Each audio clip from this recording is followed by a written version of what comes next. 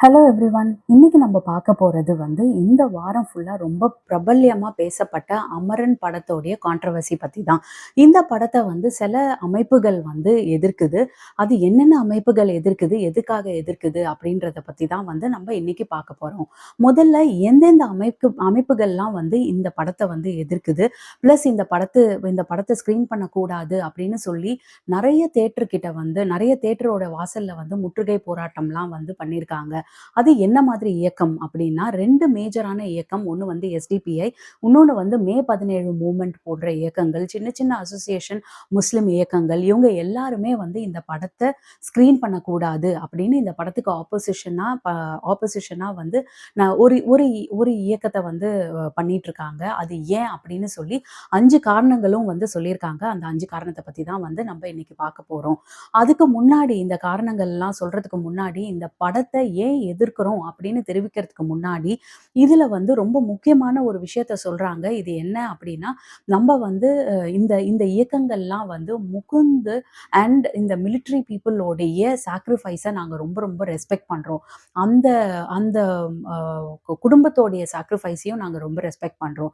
And இன்னொன்னு இது எந்த ஒரு ஆர்ட் ஃபார்முக்கும் எதிரா நாங்க இந்த இந்த இந்த இயக்கத்த நாங்க பண்ணவே இல்ல அப்படின்னு சொல்லியிருக்காங்க. ஒரு படக்குழுவோ, இல்ல அதுல நடிச்ச நடிகைகள், நடிகர்களுக்கு ஆப்போசிட்டாவோ நாங்க பண்ணல. இந்த போராட்டத்த ஏன் பண்றாங்க அப்படின்னா இந்த படத்த எடுத்த ஒரு டைரக்டரும், கமலஹாசன் இந்த படத்த ப்ரொடியூஸ் பண்ணியிருக்காரு. இவங்க 2 பேர எதிர்த்து தான் இத பண்றோம். ஏன் அப்படின்ற 5 காரணத்த சொல்றாங்க. ஆனா அதுக்கு முன்னாடி நாங்க முகுந்த ரொம்ப ரெஸ்பெக்ட் பண்றோம். அவரோட சாக்ரிஃபைஸ நாங்க ரொம்ப பாராட்டுறோம் அப்படின்றதையும் அவங்க பதிவு பண்ணிட்டு, அதுக்கப்புறம் தான் அந்த 5 காரணத்த பத்தி சொல்றாங்க. முதல் காரணமா இன்னொன்னு மேஜரா நான் சொல்ல விரும்புறது என்ன அப்டின்னா இது நான் சொல்ற காரணம் கிடையாது. இது இத எதிர்க்கிற இந்த படத்த எதிர்க்கிற எஸ்டிபிஐ, மே 17 மூவ்மெண்ட் போன்ற அமைப்புகள் சொல்ற காரணங்கள் தான் இது. இதோட முதல் காரணம் என்ன அப்டின்னா முஸ்லிம் மக்கள ஒரு தீவிரவாதிகள் மாரியே நெறைய படத்துல சித்தரிக்கிறது ரொம்ப கடுமையா, வன்மையா எதிர்க்கிறோம் அப்படின்னு சொல்றாங்க. அதுவும் எஸ்பெஷலி தேசப்பற்று படம்னு வரும்போது, அதுல காட்டுற தீவிரவாதிகள் எல்லாருமே முஸ்லிமா இருக்கிறாங்க. அப்படின்றத அவங்க அவங்க கடுமையா எதிர்க்கிறாங்க. இந்த மாதிரி இந்த மாதிரி சித்தரிக்கிறதுனால என்ன ஆகுது அப்படின்னா, நம்ம கூட ஒரு பிரதர்ஸா, ஒரு ஃப்ரெண்ட்ஸா பழகுற நெறைய முஸ்லிம் மேல மக்களுக்கு ஒரு நம்பிக்கை வரமாட்டுது. இது மக்களின் நம்பிக்கையை குலைக்கிற ஒரு விஷயமா இருக்கு அப்படின்னு சொல்றாங்க. ஸோ இந்த முஸ்லிம ஒரு தீவிரவாதியாவே எப்பவுமே சித்தரிக்கிறத பல அ ப பட டைரக்டர்ஸ் நிறுத்திக்கணும் அப்படின்றத சொல்றாங்க. 2வது தான் ரொம்ப முக்கியமான காரணம். என்ன அப்படின்னா இது காஷ்மீர் மக்கள ஒரு தீவிரவாதிகள் போல ஒரு ஆன்டி நேஷனல் போல சித்தரிக்குது. ஒரு காஷ்மீர் மக்கள் அவங்க மண்ணுக்காக போராடுறத நீங்க ரொம்ப கொச்சைப்படுத்தி எடுத்திருக்கீங்க அப்படின்றத அவர் சொல்றாரு. இத அண்டர்ஸ்டாண்ட் பண்றதுக்கு 370 ஆர்டிகல்னா என்ன? அது ஏன் வந்துச்சு? அது என்ன சொல்லுது? அப்படின்றத பத்தி ஒரு ஒரு சின்ன விளக்கமும் குடுக்குறாங்க. 1947ல நம்போ சுதந்திரம் அடையும்போது காஷ்மீர் காஷ்மீர் ஒரு தனி நாடா இருக்கு. காஷ்மீர் மெஜாரிட்டியா முஸ்லிம்ஸ் தான் இருக்காங்க. ஆனா அத ரூல் பண்றது ஒரு ஹிந்து மன்னர் தான் ரூல் பண்றாரு. காஷ்மீர் தனி நாடு வேணும்னு கேட்கும்போது, நம்ம இந்தியால என்ன ப்ரொப்போஸ் பண்றாங்க அப்படின்னா, காஷ்மீர் இந்தியாவோட சேர்ந்ததா இருக்கணும். ஆனா, உங்களுக்கு நாங்க ஒரு தனி அந்தஸ்து குடுக்குறோம் அப்படின்ற ஒரு அ ஒ ஒரு நம்பிக்கைய குடுத்து, அதுக்கப்புறம் தான் இந்த ஆர்டிக்கிள் 370 அமைக்கிறாங்க. ஆர்டிக்கிள் 370 என்ன சொல்லுது அப்படின்னா அப்படின்னா இந்த காஷ்மீருக்கு ஒரு தனி கான்ஸ்டிடியூஷன் ரைட்ஸ குடுக்குது. தனி ஃபிளாகுக்கான ரைட்ஸ் குடுக்குது. அதுக்கப்புறம் அந்த இன்டர்னல் லாஸ் எல்லாம் அவங்களுக்கான இன்டர்னல் லாஸா அவங்க ஃப்ரேம் பண்ணிக்கலாம். அப்படின்ற 3 முக்கியமான ரைட்ஸ காஷ்மீருக்கு குடுக்குது. இத இந்தியன் கவர்ன்மெண்ட் தான் காஷ்மீருக்கு ப்ரொப்போஸ் பண்றாங்க. இன் டர்ன் காஷ்மீர் என்ன பண்ணணும் அப்படின்னா இந்தியாவோடைய ஃபாரின் பாலிசி, இந்தியாவோடைய defence, finance and foreign policy and கம்யூனிகேஷன இந்தியாவோடத தான் அவங்க ஃபாலோ பண்ணணும். ஸோ இந்த 370ல என்ன சொல்றாங்க அப்படின்னா, காஷ்மீர் இந்தியா கூட தான் இருக்கணும். ஆனா அந்த அ அவங்களுக்கு ஒரு தனி தனி கான்ஸ்டிடியூஷனுக்கான ஒரு ஸ்பெஷல் அந்தஸ்து குடுக்கப்படும் அப்படின்னு சொல்றாங்க. அந்த ஸ்பெஷல் அந்தஸ்து மூலியமா காஷ்மீர் ஒரு தனி கான்ஸ்டிடியூஷன் அமைச்சுக்கலாம். தனி ஃபிளாக வச்சுக்கலாம். அப்படின்றதையும் வந்து இந்தியா தான் வந்து அவங்களுக்கு காஷ்மீருக்கு வந்து குடுக்குது. ஆனா அந்த 370 உடைய ரைட்ஸ் அவங்க தனி கான்ஸ்டிடியூஷன் அமைக்கக்கூடிய ஒரு ரைட்ஸ என்னைக்குமே வந்து காஷ்மீர் மக்களுக்கு குடுத்தது கிடையாது. அது காங்கிரஸா இருந்தாலும் சரி, அது பிஜேபியா இருந்தாலும் சரி, அந்த ரைட்ஸ வந்து என்னைக்குமே அவங்க குடுக்க மாட்றாங்க. எஸ்பெஷலி 1953ல வந்து ஷேக் அப்துல்லா வந்து எலக்ஷன ஜெயிக்கிறாரு. எலக்ஷன ஜெயிச்சு அவர வந்து ஒரு கவர்ன்மெண்ட் ஃபார்ம் பண்ண விடாம அவர வந்து சிறையில அடைக்கிறாங்க. அதுக்கப்புறம் அவருடைய பையன் வந்து ஃபரூக் அப்துல்லா அவரு வந்து எலக்ஷன்ல ஜெயிக்கிறாரு. அவருடைய கட்சியையும் உடைச்சு அவர வந்து ஆட்சி வந்து ஃபார்ம் பண்ண விடல. இந்த மாதிரி வந்து பல வருடங்களா அங்க வந்து எலக்ஷன் நடத்தப்பட்டு, அந்த எலக்ஷன்ல ஜெயிக்கிறவங்கள வந்து ஒரு ஆட்சி அமைக்க இந்தியா விடுறதில்ல. அது எதுவா இருந்தாலும் சரி. காங்கிரஸ் கவர்ன்மெண்ட்டா இருந்தாலும் சரி, பிஜேபி கவர்ன்மெண்ட்டா இருந்தாலும் சரி, அவங்களுடைய கான்ஸ்டிடியூஷன அவங்க தனியா அமைக்கிறதுக்கான சுதந்திரத்த என்னைக்குமே வந்து இந்தியா குடுத்ததில்லன்னு சொல்றாங்க. பட் இருந்தாலும், அவங்க வந்து ரொம்ப காலமா வந்து இந்த போராட்டத்த பண்ணிட்டுருக்காங்க. ரொம்ப காலமா அவங்க வந்து இந்த ஆயுதம் எடுக்காம தான் போராட்டம் பண்ணிட்டுருக்காங்க. 1980ஸ்க்கு மேல அங்க இருக்க இளைஞர்கள்லாம் சேர்ந்து, ஒரு ஆயுதம் ஏந்திய போராட்டம் ஃபார்ம் பண்றாங்க. நெறைய குழுக்களா ஃபார்ம் பண்றாங்க. இந்தியன் கவர்ன்மெண்ட்ட வந்து அப்போஸ் பண்றாங்க. அ அ அந்த அதுல வந்து பெரும்பான்மையா வந்து காஷ்மீர் மக்களுடைய எண்ணத்த தான் வந்து அவங்க எல்லாருமே பிரதிபலிக்கிறாங்க. காஷ்மீர் மக்கள் என்ன நெனைக்கிறாங்க அப்டின்னா, பிரிடாமினன்ட்டான மக்கள் வந்து நாங்க வந்து இந்தியாவோடையும் சேர விரும்பல, காஷ்மீரோடையும் சேர விரும்பல. நாங்க வந்து ஒரு தனி நாடா தான் வந்து நாங்க இருக்க விரும்புறோம் அப்படின்னு சொல்லிட்டு தான் வந்து நெறைய மூவ்மெண்ட் வந்து கேட்குறாங்க. ஆனா, இந்த அமைப்புகள் எல்லாத்தையும் வந்து ஜென்ரலா வந்து என்ன மாதிரி நம்ப சித்தரிக்கப்படுறோம், நம்ப வந்து அவங்கள சித்தரிக்கிறோம் அப்படின்னா வந்து, அவங்கள வந்து ஒரு தீவிரவாதி இயக்கமா தான் வந்து நம்ம சித்தரிக்கிறோம். தீவிரவாத இயக்கமா, அவங்க ஆயுதம் ஏந்தி போராடுறவங்களா, அவங்க என்னமோ வந்து இன்னைக்கு இன்னைக்கு அவங்க கையில வந்து காஷ்மீர குடுத்தா, அவங்க எடுத்துட்டு போய் பாகிஸ்தான் கிட்ட ஒப்படைக்கிற மாதிரி நம்ம அவங்கள சித்தரிக்கிறோம். முரண்பாடா வந்து அவங்க மண்ணுக்காக போராடுறாங்க. அவங்க மண்ணுக்கான சுதந்திரத்துக்காக போராடுறாங்க. அவங்களுக்கு ஒரு தனி நாடு வேணும்னு தான் போராடுறாங்க. இத வந்து நம்ம என்னைக்குமே வந்து கொச்சைப்படுத்தி தப்பா தான் வந்து போர்ட்ரே பண்ணிட்டு இருக்கிறோம். இன்னொன்னும் அவங்க என்ன சொல்றாங்க, இந்த அமைப்புகள்லாம் என்ன சொல்றாங்க அப்படின்னா, நீங்க இந்த காஷ்மீர் மக்கள் இந்த அமைப்ப வந்து தப்பு சொன்னீங்கன்னா, அப்ப தமிழ் ஈழத்த எப்படி சப்போர்ட் பண்ண முடியும்? தமிழ் ஈழமும் அதுதானே கேட்டுச்சு. தமிழருக்கான ஒரு தனி கான்ஸ்டிடியூஷன் வேணும், தனி நாடு வேணும் அப்படின்னு கேட்கும்போது, எப்படி ஸ்ரீலங்கன் கவர்ன்மெண்ட் வந்து அவங்கள சுட்டு தகர்த்தனாங்க, அத எப்படி நம்பலாம் அப்போஸ் பண்ணமோ, அதே மாதிரி தான் நம்ப வந்து இந்த இந்த காஷ்மீர் மக்கள வந்து ஒரு தீவிரவாதியா சித்தரிக்கிறதையும் வந்து அப்போஸ் பண்ணணும். காஷ்மீர் மக்கள் தீவிரவாதிகள்னா, அப்ப வந்து நம்ம தமிழ் ஈழ மக்களும் வந்து தீவிரவாதிகளா தான சித்தரிக்கப்பட்டார்கள். அத மட்டும் நம்ம ஏன் சப்போர்ட் பண்ணோம்? அப்படின்ற ஒரு பெரிய கேள்விய வந்து அவங்க வந்து முன்வைக்கிறாங்க. இதுல 2 பேர வந்து அவங்க வந்து அ ரொம்ப வந்து அப்போஸ் பண்ணி பேசுறாங்க. ஒண்ணு வந்து சீமான். சீமான் இந்த படத்த பார்த்துட்டு வந்து பாராட்டியிருக்காரு.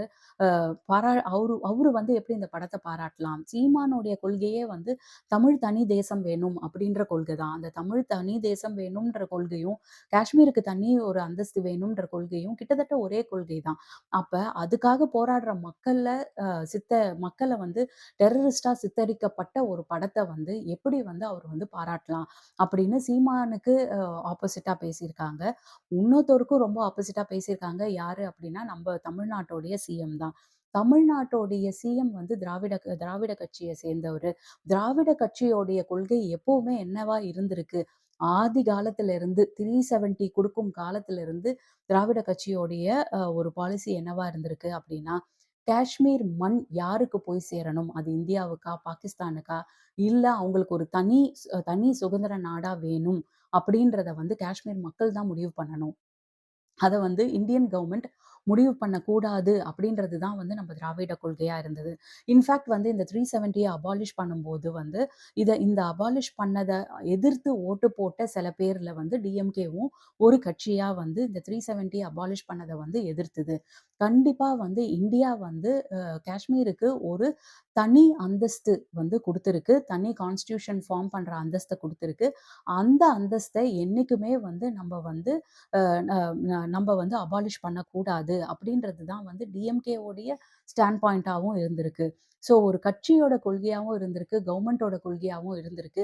இப்படி இப்படி ஒரு கொள்கைய தப்பா சித்தரிக்கிற ஒரு படத்த எப்படி வந்து ஒரு சிஎம் வந்து அப்ரிஷியேட் பண்ணி பேசலாம்? எப்படி வந்து மனச நெகிழ வச்சது அப்படின்னு பேசலாம். கண்டிப்பா எல்லாருடைய மனசையும் அந்த படம் நெகிழ வச்சிருக்கு.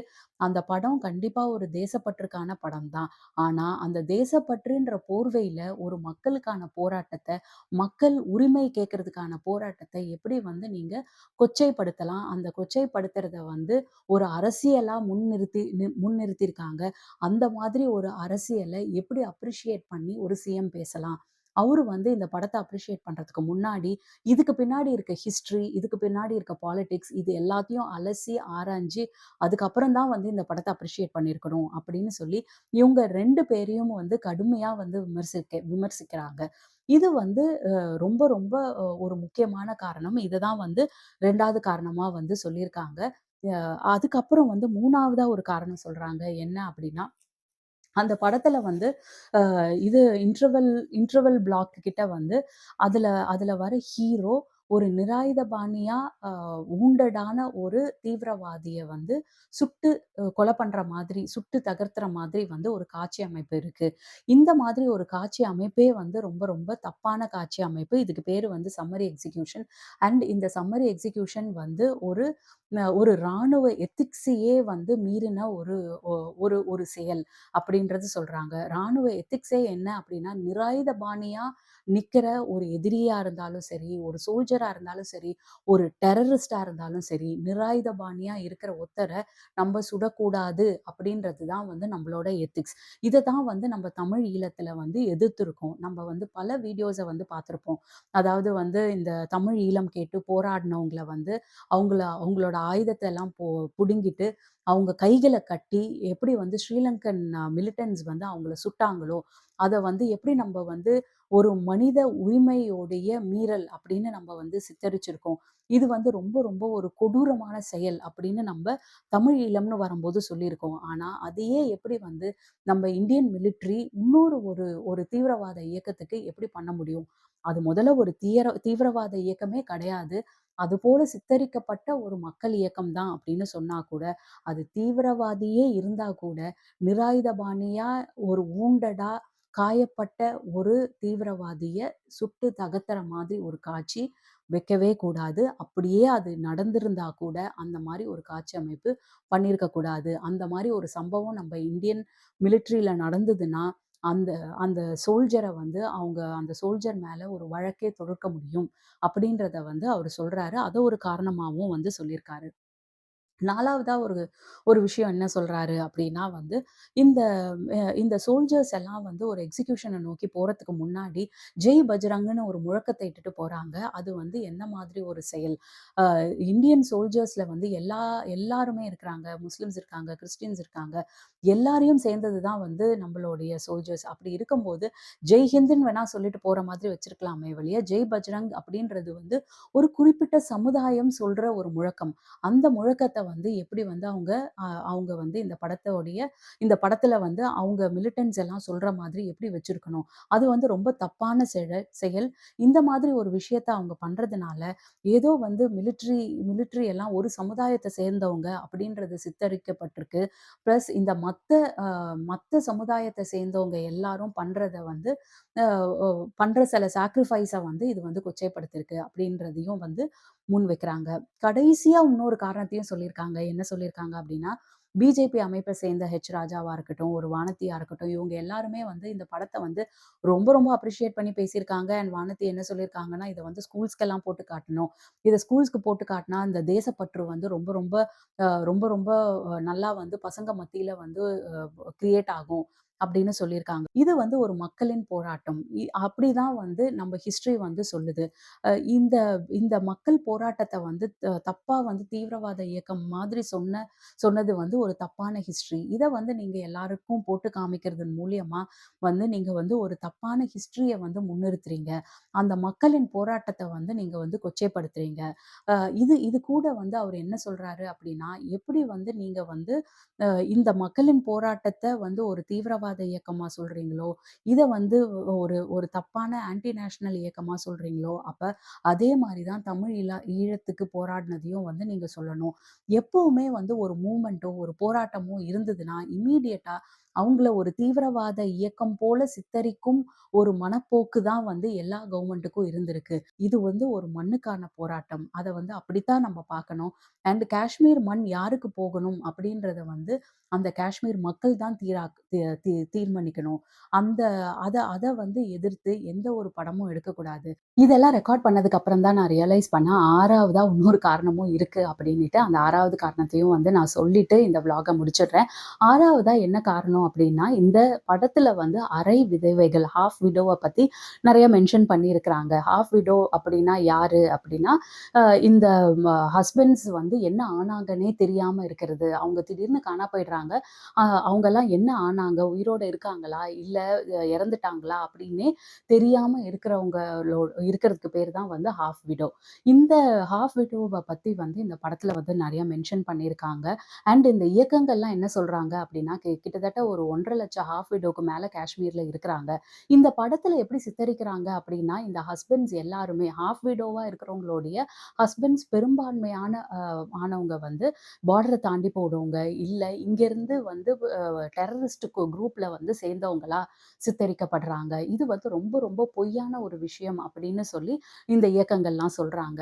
பெரும்பான்மையான ஹாஃப் விடோ யாரு அப்படின்னா, அந்த ஹஸ்பண்ட்ஸ வந்து இந்த மிலிட்டன்ட்ஸ் புடிச்சுட்டு போயிருக்காங்க. புடிச்சுட்டு போன பிறகு அவங்க என்ன ஆனாங்கன்னே வந்து சொல்லவே இல்ல, தெரியவே இல்ல. இதுக்கான ஆவணங்கள் நெறைய வந்து யுஎன்ல சப்மிட் பண்ணியிருக்காங்க. அண்ட் நெறைய பப்ளிகேஷன்ஸ் வந்து இந்த மாதிரி இருந்திருக்கு. நம்மளே வந்து நெறைய பார்த்திருந்திருக்கிறோம். ஈழத்தமிழர் போராட்டமா இருக்கட்டும், இல்ல இல்ல வந்து இந்த வீரப்பன் இந்த மாதிரியான சின்ன போராட்டமா இருந்தா கூட வந்து இந்த மிலிட்டன்ட்ஸ் வந்து எவ்ளோ பிரச்சனை வந்து அந்த இடத்துக்கு வந்து குடுத்துருக்காங்க. அந்த மாதிரியும் நெறைய நம்ம வந்து ஹிஸ்டரியில பார்த்துருக்கோம். ஸோ ஒட்டுமொத்தமா இதுதான் வந்து 6 காரணங்கள். இந்த இயக்கங்கள்லாம் ஏன் இந்த படத்த வந்து காட்சிப்படுத்தக்கூடாது அப்படின்னு சொல்றாங்க. ஏன் திரையரங்குகள எல்லாத்தையும் முற்றுகையிடுறாங்க அப்படின்றதுக்கு வந்து இதுதான் 6 மேஜர் ரீசன்ஸ். அ நம்பளே வந்து இந்த இயக்கங்கள் இன்னொன்னும் என்ன சொல்றாங்க அப்படின்னா, எப்படி வந்து அந்த இடத்துல இந்த காஷ்மீர் இடத்துல வந்து டெரரிஸ்ட் எல்லாம் நெறைய பிரச்சனை குடுக்குறாங்களோ, அப்படியே வந்து நெறைய மிலிட்டன்ட்ஸாலயும் பிரச்சனை இருந்திருக்கு. இந்த மிலிட்டன்ட்ஸ் வந்து இந்த இடத்தெல்லாம் ரொம்ப ஆக்குபை பண்ணி ஒரு இயல்பு நிலைய வந்து திரும்பவே வந்து என்னைக்குமே வந்து விட்டதில்ல. இதுக்கு வந்து டெரரிஸ்ட் ஒரு பக்கம் காரணம் அப்படின்னா, இந்த மிலிட்டரியும் ஒரு பக்கம் காரணமா வந்து இருந்திருக்கு. அப்படின்னு வந்து இந்த இயக்கங்கள் எல்லாம் சொல்றாங்க. எல்லாத்தையும் தாண்டி இது வந்து ஒரு காஷ்மீர் மக்கள் அவங்க மண்ணுக்காக போராடுறாங்க. அதுல சில டெரரிஸ்ட் இயக்கங்கள்லாம் வந்து இருக்கே ஒழிய, பட் அது வந்து ப்ரிடாமினன்ட்டா வந்து ஒரு மண்ணுக்கான போராட்டமா தான் வந்து இருக்குது. அவங்க உரிமைக்கான போராட்டமா இருக்கு. இத வந்து இந்த ஹிஸ்டரிய வந்து தப்பா சித்தரிக்க கூடாது எந்த படமும் அப்படின்றதுனால தான் வந்து இந்த படத்துக்கு வந்து அவங்க அகெயின்ஸ்ட்டா பேசுறாங்க. இதுதான் வந்து 6 காரணங்கள் நீங்க எல்லாத்தையும் பார்த்துட்டீங்க. இப்போ உங்களுடைய வியூ என்ன அப்படின்றத நீங்க வந்து கமெண்ட்ஸ்ல சொல்லுங்க. இது வந்து ஒரு மக்கள் இயக்கமா? இதுல கொஞ்சம் இன்ஃபில்ட்ரேஷன் ஆஃப் டெரரிஸ்ட் இருக்கா? நீங்க என்ன நெனைக்கிறீங்க? இத இந்த மாரி சித்தரிச்சது வந்து கரெக்ட்டா? கண்டிப்பா நம்ப வந்து மிலிட்டன்ட்ஸ் உடைய சர்வீஸ் எல்லாத்தையும் வந்து நம்ப வந்து அக்செப்ட் பண்றோம், அப்ரிஷியேட் பண்றோம். பட் அதுக்காக வந்து ஒரு மக்களோட இயக்கத்த வந்து நம்ப வந்து இந்த மாரி சித்தரிக்கிறது கரெக்ட்டா? தப்பா? நீங்க இத பத்தி என்ன நெனைக்கிறீங்க? அப்படின்றத வந்து கமெண்ட்ஸ்ல சொல்லுங்க. பாய் ஃபார் நவ். அடுத்து இன்னொரு விளாக்ல சந்திக்கலாம்.